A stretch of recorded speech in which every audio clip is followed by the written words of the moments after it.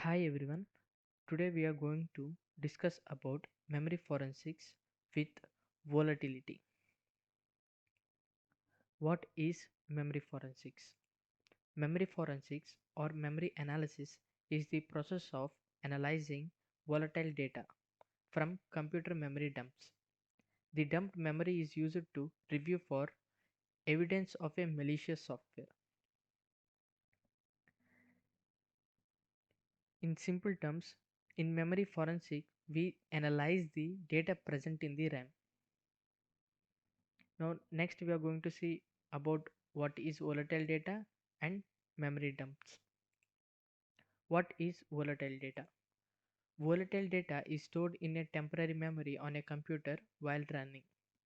When a computer is powered off, volatile data is lost almost immediately.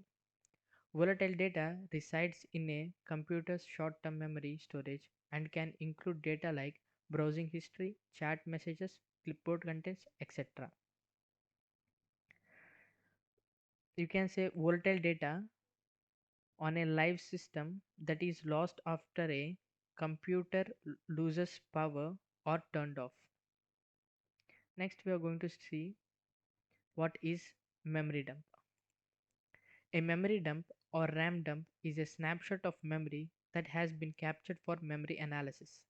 When a RAM dump is captured, it will contain data relating to any running processes at the time the capture was taken.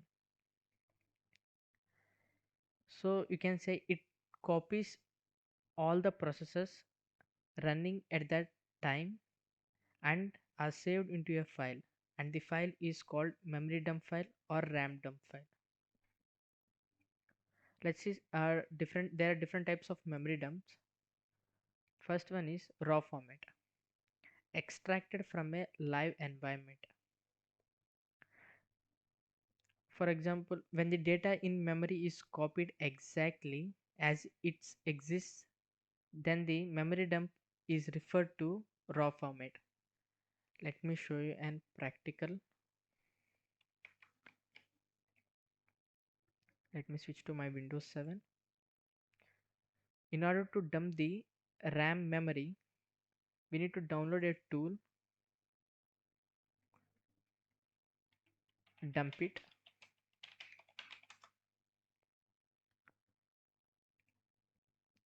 Okay. Now go to toolbars, click on dump it, scroll down, and you can see an exe file, dumpit.exe. Click on it. It will automatically download dumpit.exe. Open the folder.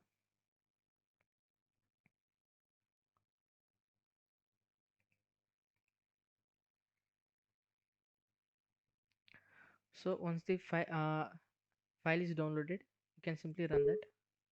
Yes.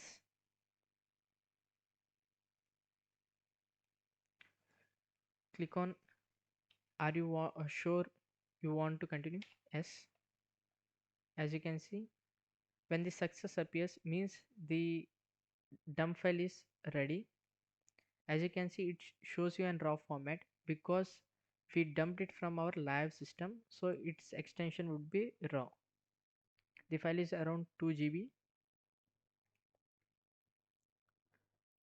Let's switch back to our next is crash dump, information gathered by the operating system.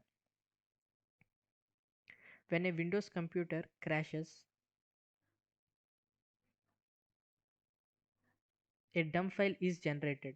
After analyzing the crash dump file, we can tell which process or application caused to crash the system.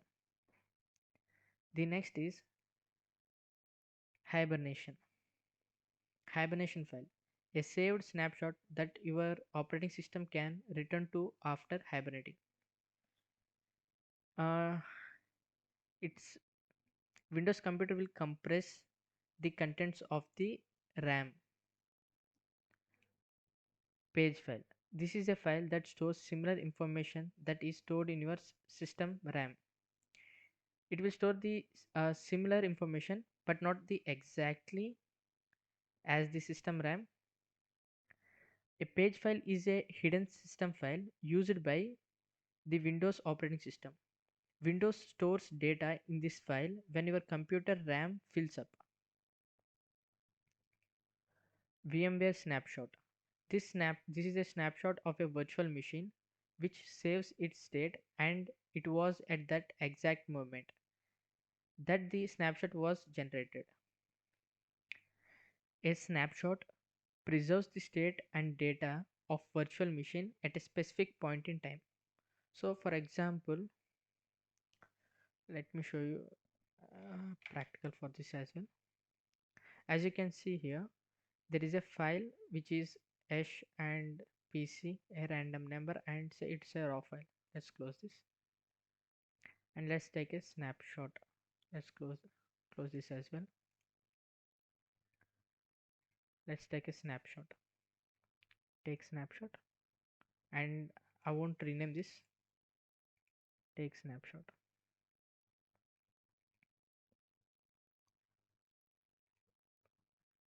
So it gives you a new option, retrieve to snapshot 1.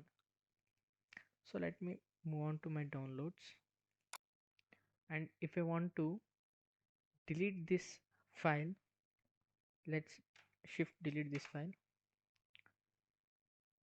And if you want to access that file, if you take a snapshot, you can go back to that same position,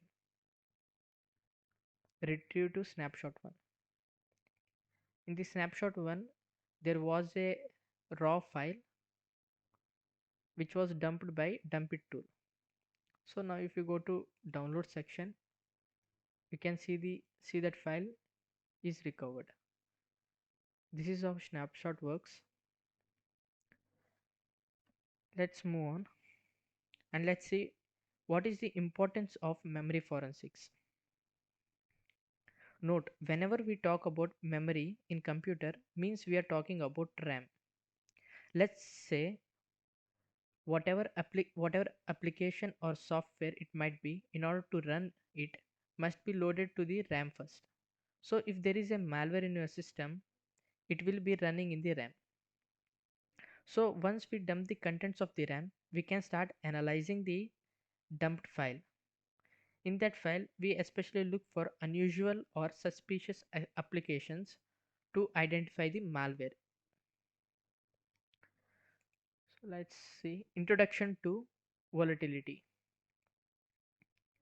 Volatility is a command line tool and an open source framework that is used to extract data from the memory images or memory dump for malware analysis. Volatility tool is used for malware analysis. Volatility supports different file formats. It supports .raw format, .mem format, and as well as .vmem file extension as well, and etc. Installing Volatility 2 in Kali Linux.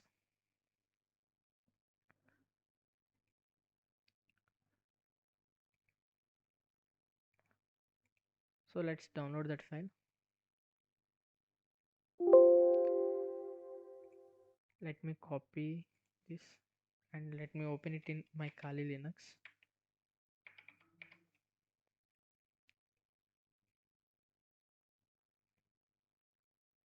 And let's enter.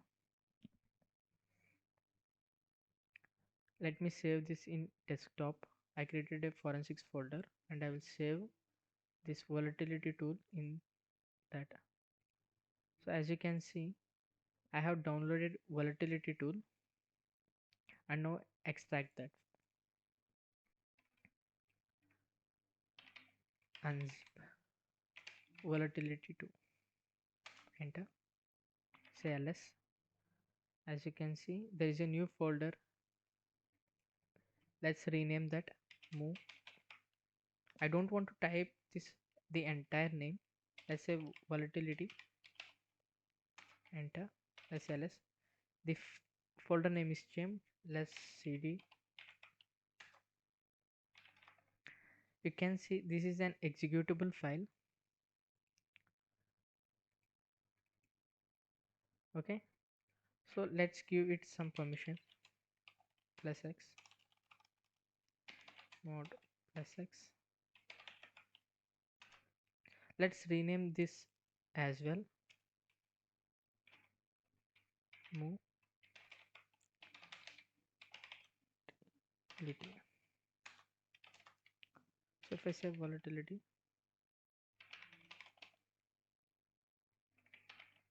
dot slash,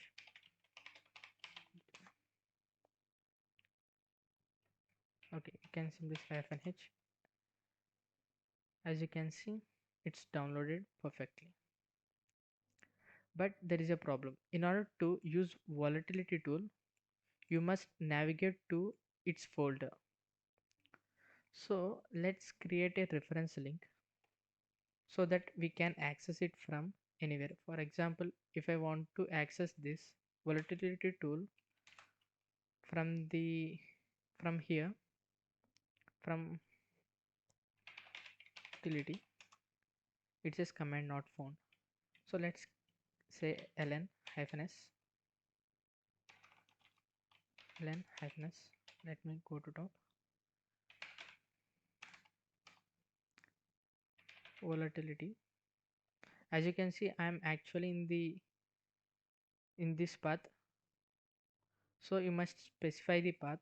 For example, let me specify this path /home kali desktop forensics volatility, and the file name is volatility as well. So this is the source path where our actual file is, and we want to create a reference link in user local bin. Let's say enter. So it says permission denied. So let's say sudo, click enter, enter the password, and it's done. So if I came here and if I rerun that volatility, we can say it asks us to specify -help, means our tool has working from wherever we want. So let's clear this.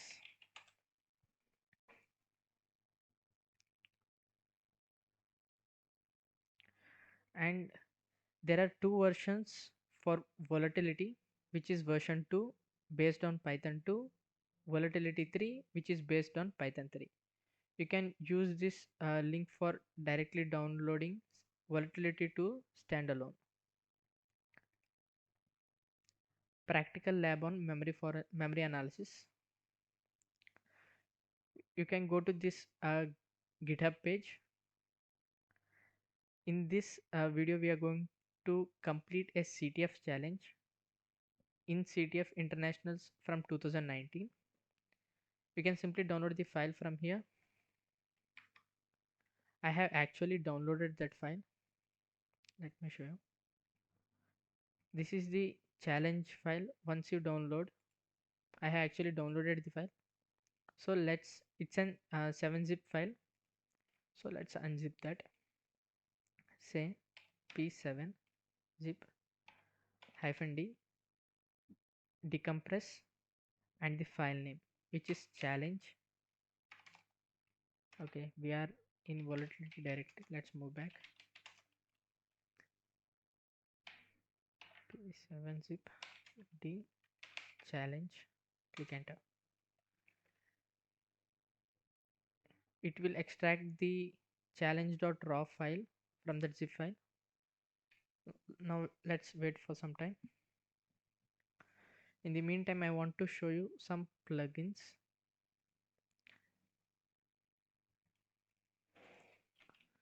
Search volatility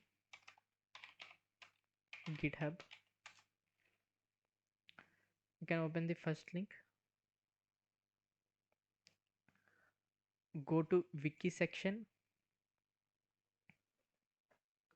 scroll down. You can see command reference, click on that. These are the plugins which we are going to use according to our need. This is a great reference. If you want to know about a plugin called image info, click on that. You will get in detailed information about what uh, this particular plugin is going to do, and there is also an example on how to use that particular plugin.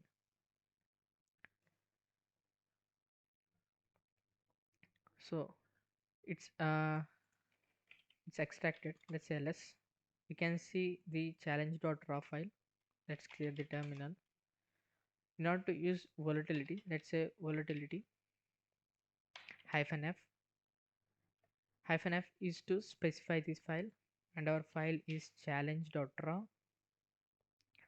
And in our initial step, the first thing we are going to do is identifying the image, whether it is which operating system it is.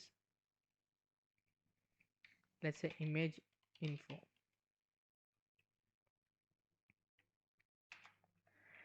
Image info plugin is used to identify the operating system, service pack, and also hardware architecture.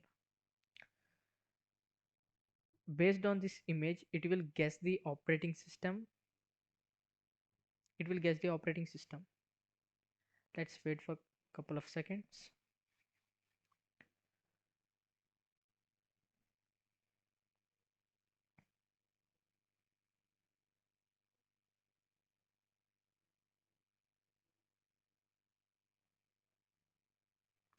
Let's see some help command.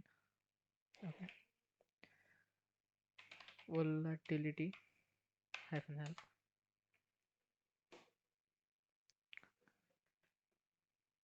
As you can see, hyphen f is used to specify the file name, and hyphen hyphen profile, which we are going to use, and the profile name. And you can see all the plugins you can use, and a single line definition for that plugin. And if you want to see what are the profiles it supports, hyphen hyphen info. Okay, these are all the plugins as well. Okay, in profile sections you can see what are the profiles. It's Vista, Service Pack 0, 64-bit operating system. These are all the profiles Volatility 2 is going to support. So let's move back here. So in image info, we got in suggested profiles. It will get, as I told you, it will guess some profiles based on the file. So it gets so many profiles here, as you can see. But we are going to use the first one. Using first one is recommended. If the first one, at any point, if the first one didn't work for you, and just move on to the second one and until the end. Usually the first one will work. So let's say volatility. We can use the same command, but we will remove the plugin and use the profile, and we are going to take the first one, paste. Once the profile is added, the next step we are going to do is list all the processes. These two are the initial steps which will be common for everyone. The further steps will be based on the information you will get, depends on that. So let's say ps list. As the name suggests, ps list plugin is used to list all the processes. These are all the processes which are running in the background at the time of memory dump. So let's check for any unusual processes or suspicious processes from this ps list. So you may look, there are so many processes running, and with bunch of them are with weird names. If you want to know some processes are legit or a malware, you can simply copy that process and open your Google, paste and go. It will tell you what is used for, and you will get the information. And if you are suspected with any processes, you can simply copy that and search it in Google. For now, we are going to look for any suspicious processes here.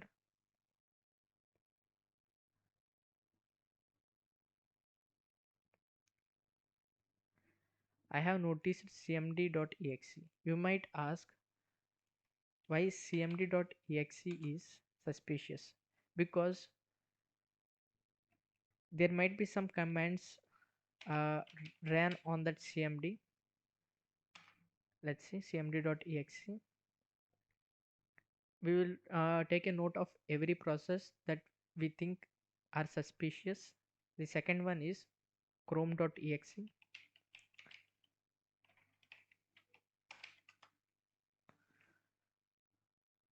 and there is firefox.exe, firefox.exe, and there is winrar.exe and dumpit.exe. As you know, this is the tool which is used to dump the RAM memory. So we will simply remove the dumpit.exe. Why only these processes are suspicious? Because other than this, we can't see any suspicious processes. If there is a malware and if it uses cmd to execute any commands, we can simply analyze for cmd commands. Then we will get much more information what are the things which are done in cmd. So let's go with cmd first.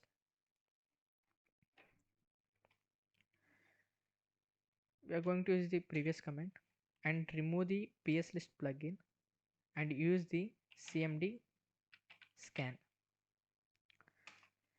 cmd scan plugin is used to uh, it looks commands that are entered through a console shell. So as you can see in the command prompt, uh, user or someone has used whoami command, and he also used env command. So whenever you see env in Windows, it will give you a hint about looking at environment variables. So before moving to analyzing environment variables, let's see what is the output we got.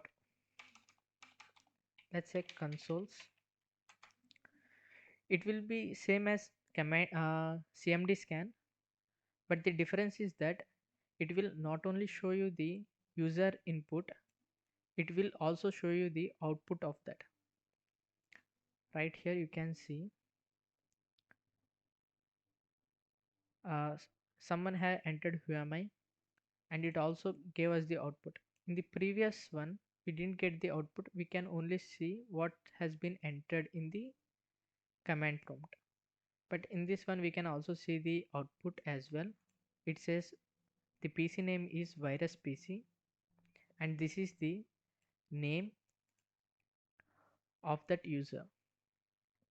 And as here you can also see this is used by dumpit tool. So we are going to look at env, because it says env is not recognized as internal or external command. So whenever it is env, it is about environment variables. If you don't know, you can simply search for env in Windows. So it says about environment variables. We are going to look at environment variables. Let's say clear, use the same command, but we are going, in order to look for environment variables, this is the plugin envars.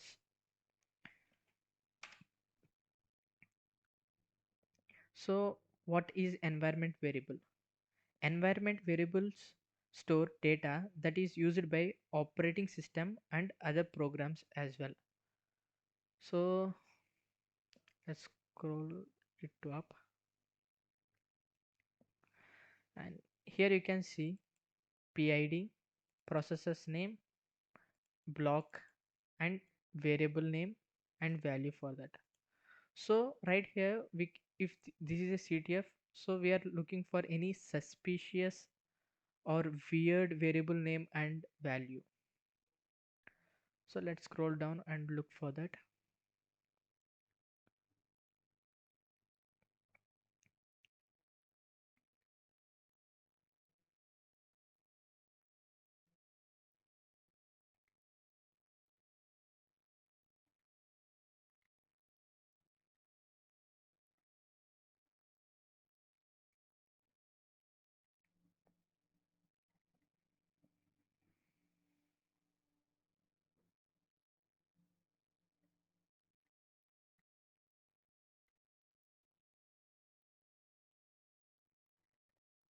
Let's look little more. Okay, as you can see, it says the value name is rar password, and this is the password we get. This is the value we get. So this might be a password for an rar file. Let's copy that and paste it in our notepad. As you can see, when we analyzed the cmd.exe, we learned about uh, environment variables, and looking into environment variables, we got some rar password. As you can see here, there is winrar used, so there might be an file, and the password is for that rar file. Now we know that there is a rar file, so we need to look for that rar file. We can use the previous command, but we can use file scan to scan all the files, and use the grep command to grep the rar extension file. So file scan what does it does is it will scan all the files present in that memory in this file, and it will grep all the rar files. If there is rar in any name, it will give the output. As you can see in library, there is rar, so it highlighted that rar. So as you can see here, there is a flag.rar. So what we are going to do is we are going to download this, or we can dump this file into our local machine. So how we can going to do that is using dump files. Dump files is a plugin which allows you to dump the particular file you actually want. So in our case, we want this flag.rar. So next thing it comes is -d flag. In -d we must specify the path. For me, I am going to download dump this file in my current directory, which is forensics, and let me say -q, which will give this offset, which is you can say as address as well, so that it can understand, okay, I need to download this particular file, and the reference for that file is this address, which is offset.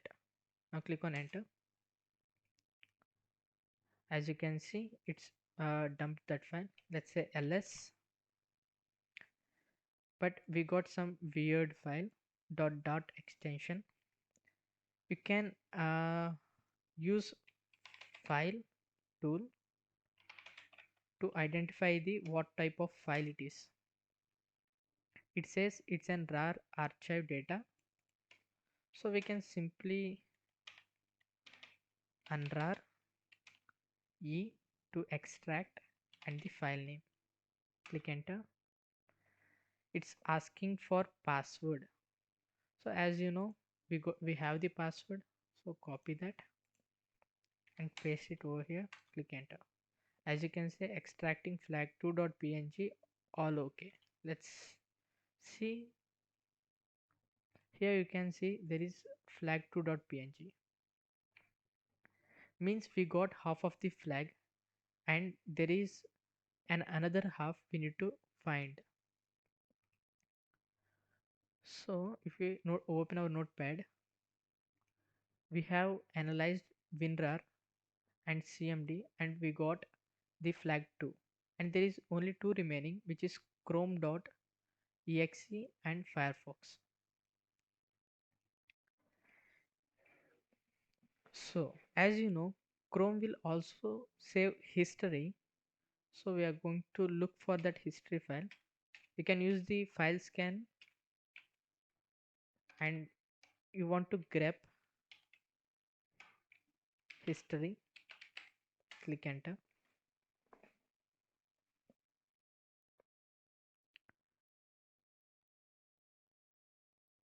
See, as you can see, Google Chrome user data default history. Uh, in this we are actually interested. So just like previous one, just like previous, we are going to use this command but changing this address. We are interested in this particular file, so copy that offset and paste it over here, say enter. Seems like it downloaded two files. Let's see, say ls. So we have no idea.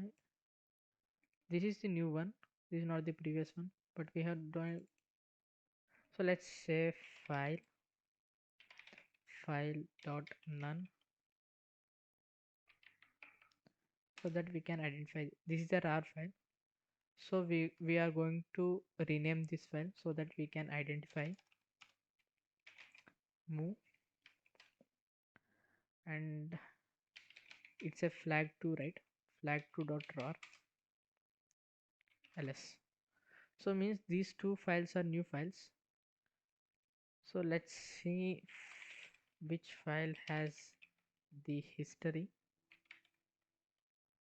Click enter. This is also, let's say, like these two files are SQLite. So let's go to our browser and search for SQLite browser online. Okay, go to the this one, SQLite viewer web app. Open that. Once you open that, click on open file.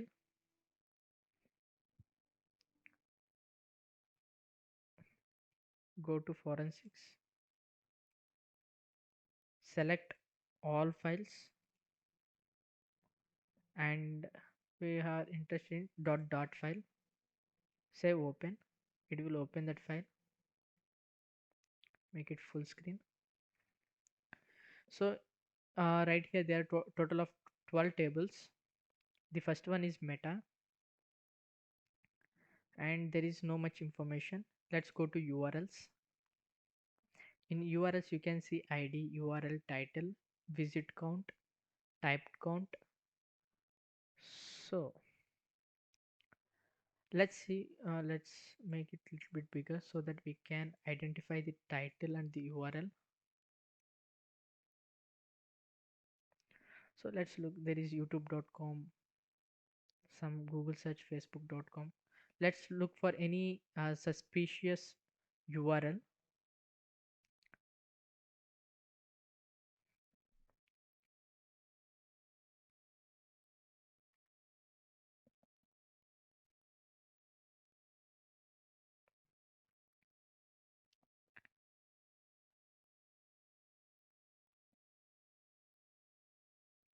So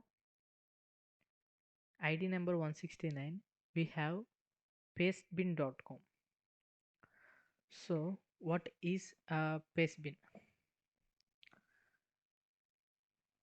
So let's simply search on Google pastebin.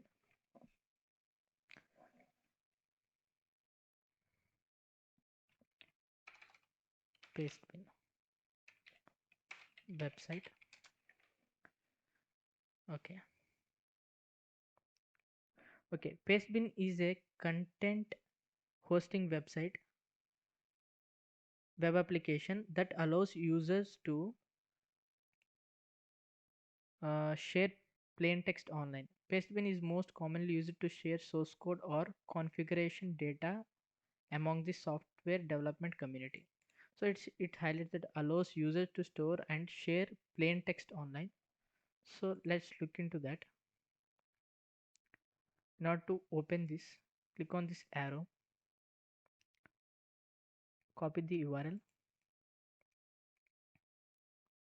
type to open. Let's open that URL. So as you can see, we have some link over here. Let's open that in new tab. It also says, but David send the key in mail. Okay, if you notice the previous one, we can also see some Google Mail. So there is some document file. So let's scroll it little more and look for any suspicious things.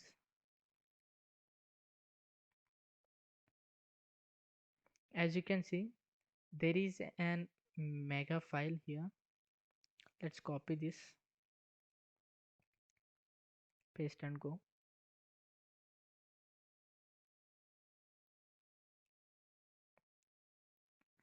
At first I thought to translate this language, but after seeing this challenge walkthrough, I understood there is this mega file. There is no need to uh, convert the language. So if you go here, it asks you to enter decryption key, but it says David sent the key in mail. So we can't access mail, but there is one thing we can do. We can use strings, the challenge.raw. What does strings command do is, it will return all the printable characters from this particular file.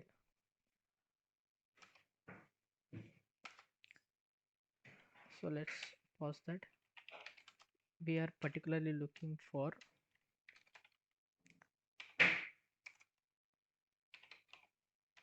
mega hyphen I mega.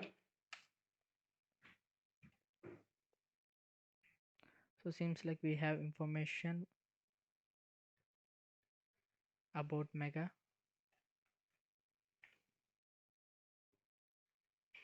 Okay, let's scroll to the up top and look for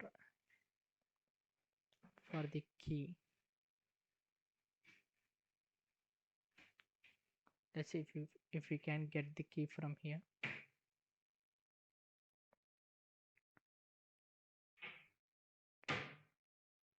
As you can see, this is the mail. That's mega drive key. See if we can scroll down.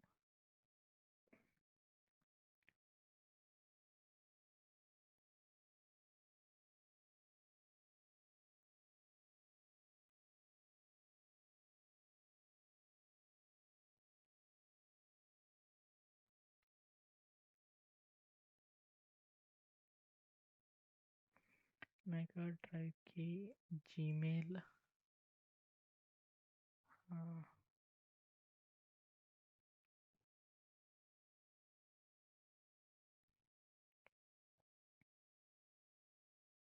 let's scroll a little bit down. Let's look. Scroll down.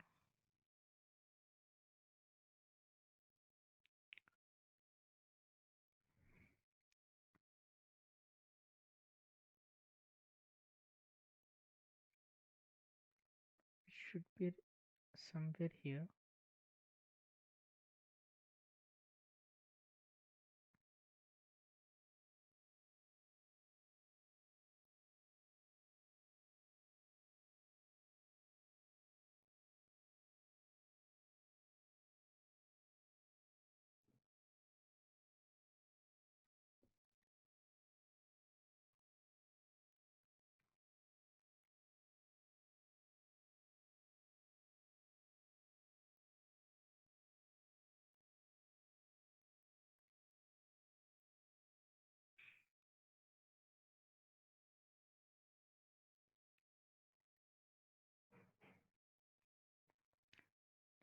Go a little bit down.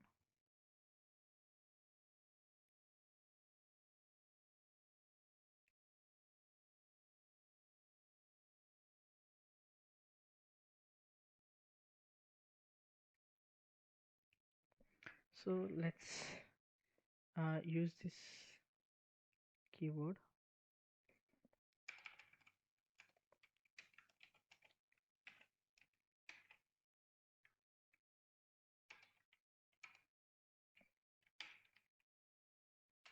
enter. Now we might get a little bit less. Okay, as you can see, the key is right here. We can simply copy the key here and open our Firefox, download Mega, paste that key and click on decrypt. Once you do that, it will allow you to download the PNG file. Let's click on download.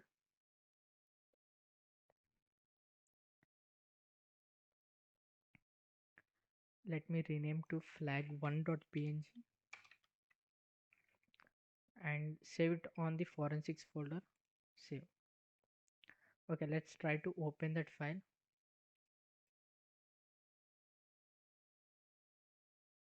Flag1.png. Some files could not be opened. See the text logs for details. Okay, so there might be an issue with this flag1.png. So let's clear this terminal and let's say file flag1.png. It says data. Let's use exif tool. It will show you the metadata of that file, and it says that file type extension is png. Okay, there is a warning. PNG image did not start with IHDR. So let's look at its use XXD tool. It will dump all the hex content of that file. Let's say flag1.png. Click on enter. It will give you the hex.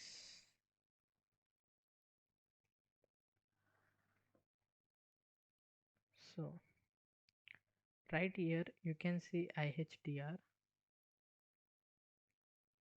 but it says warning, PNG image did not start with IHDR.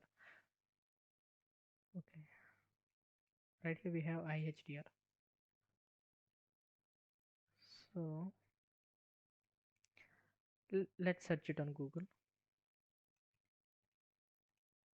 Firefox, paste and go. Let's open few websites.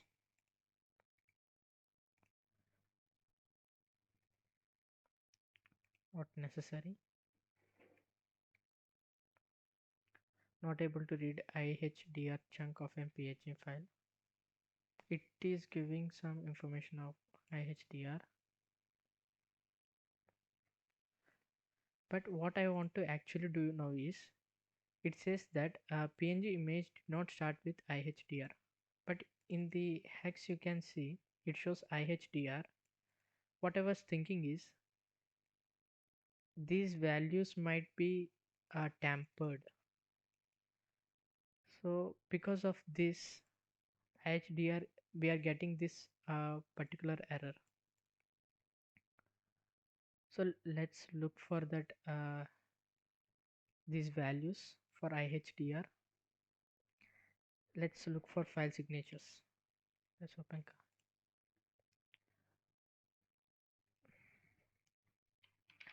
file signatures in this wiki. There is an hex signature. Let's say we are looking for PNG. These are the hex value. 8950 4E47 0D0A 1A0A. Okay, this is proper. So there might be an tamp that I think this value hex value signature is tampered. So let's look for IHDR. IHDR. There is no information. So let's look here if we can find. Seems like no. Let's move on to the second one.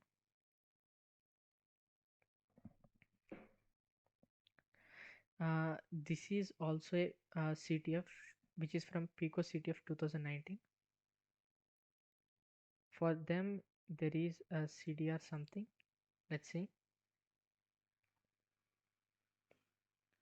Okay, here they changed the value to IHDR. Let's look for his hex signature, which is this 49484452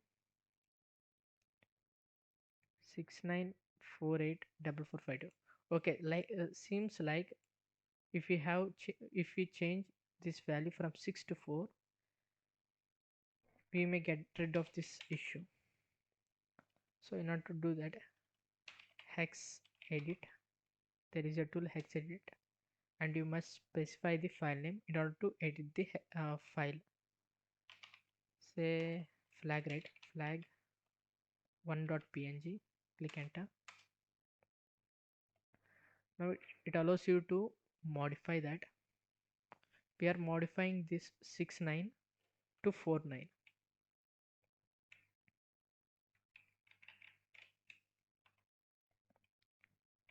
Let's say 49. That's it.